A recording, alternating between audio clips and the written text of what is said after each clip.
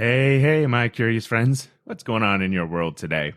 So, I've been thinking a lot about perfectionism lately, and what I have come to find is that perfectionism, well, it's just really procrastination all dressed up. A nice suit, a tie, and some polished shoes, or even an evening gown with pearls, clothes that you don't necessarily wear, but when you have to get into them, they just don't feel right. And that same goes for your Sunday best. You spend a lot of time getting ready and all spiffy only to be uncomfortable in what you're wearing for whatever event you're attending. I believe 100% that perfectionism is a lot like this. You spend a lot of time trying to make things in your life perfect, and all that does is really delay you from taking action in your life. Think about it this way. Do you ever spend countless hours trying to make a presentation look good? Only to run short on time to focus on the actual content of that presentation? What about worrying about making a perfect meal for the family? All right, let's say Thanksgiving, and you're just not happy with it, so it takes longer, or you start again, and you run up against a deadline and you don't get some things done. When you spend time trying to make things perfect, you almost always end up wasting time to the detriment of what you're really trying to accomplish. And that is to get things done. So perfectionism is just procrastination all dressed up. Let me ask you a question. Why does it take you so long to get ready to go out? You want that perfect look, right? No hair out of place, outfit on point. You spend time trying to get it all to be perfect so you don't have to spend as much time at the event. You procrastinate in an effort to make yourself late so you can get home sooner. And I hear you, Jay. Listen, that's not even close. I don't do that. I always get things done.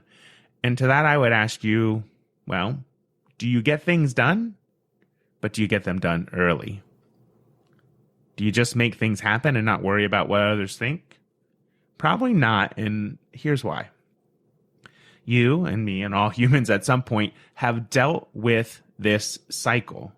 Okay, the perfectionism, procrastination, paralysis paradox. What is the PPP exactly? Well, you have these spinning, twirling, ever-growing to-do lists in your brain.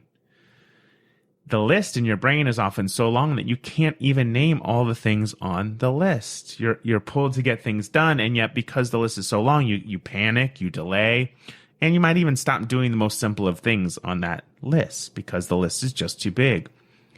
Now, have you ever just said, you know what, screw it, I'm not going to do it?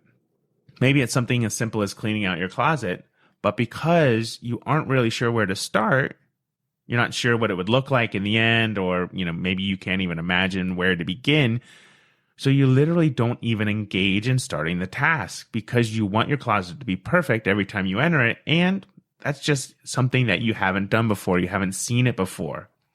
And then the longer you procrastinate, the more likely you'll have a knock at your door from procrastination's best friend, shame. Shame will start to tell you all the ways that your procrastination is bad. Shame will kind of eat you up and spit you out to the point where you never bother cleaning out that closet. But every time you go into it, you feel shame talking in your ear. It's whispering to you. It's telling you it's not good enough. Now listen, I get it because as a human, it happens to me as well. It happens to all of us, right? I procrastinate because I want things to be perfect, even though deep down I know there's no such thing as perfectionism. There's no such thing as perfect. Seriously, nothing in this world is perfect, and yet you want perfection so badly, you stop taking action in your life. So how do you go about dealing with the perfectionism procrastination paradox? For starters, you have to go with the thought that you can't let perfect be the enemy of good enough. And for the majority of what you do in life, good enough is, well, it's good enough. You can do this by focusing on the important things to get done and release yourself from worrying about the urgent things to get done. Okay, take that presentation, for instance. The important thing to get done is ensuring the content is powerful. The look and feel feels important, but it's just masked as urgent because you think how the presentation looks will captivate people. The truth is, if you know the content well, It is actually you that will captivate the people, not the look of the presentation. Trust me, I've given lots of presentations, and the most powerful ones are where I connect with the audience, and I do it using the content and my knowledge, not how the slides look and feel. And the same holds true for you. It's about you. It's about what you know. So go ahead and release yourself from that high bar of having everything be perfect, because no one is really watching that closely. No one is watching you that closely. All right, next, take those big tasks and chop them up into smaller chunks.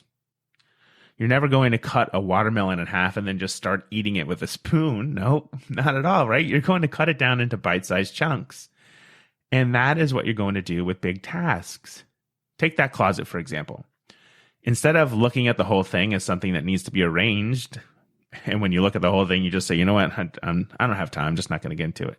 No, instead, start with just your shirts and call it a day. Get those organized. Then come back later and focus on your pants, whatever else may be, right?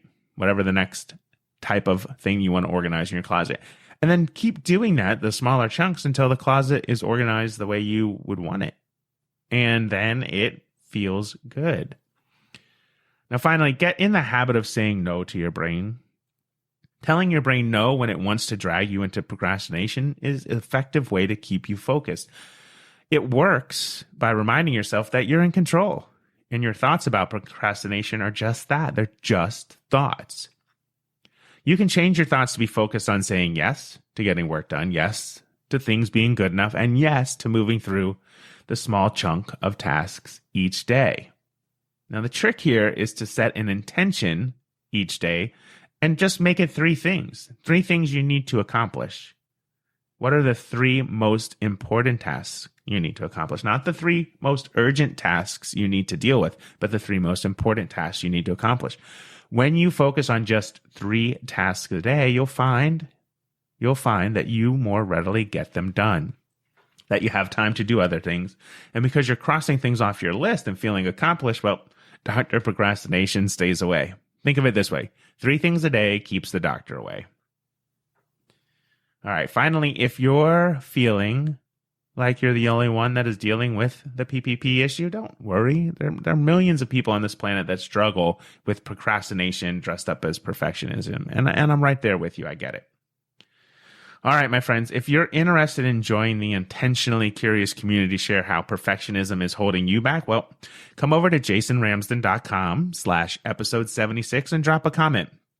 I'll be there to guide you, and it's the best way to feel connected and not alone. So let's chat and get connected, and I look forward to seeing you there. Also, are you a fan of the show, or perhaps even this episode? Can you do me a favor and go ahead and click that 5-star rating on iTunes and write a review? The show only grows when awesome listeners like you take the time to rate and review the show. All right, my friends, that's it for this week. Remember, be willing, be curious, and be intentional. And until next week, keep doing the work. You've got this.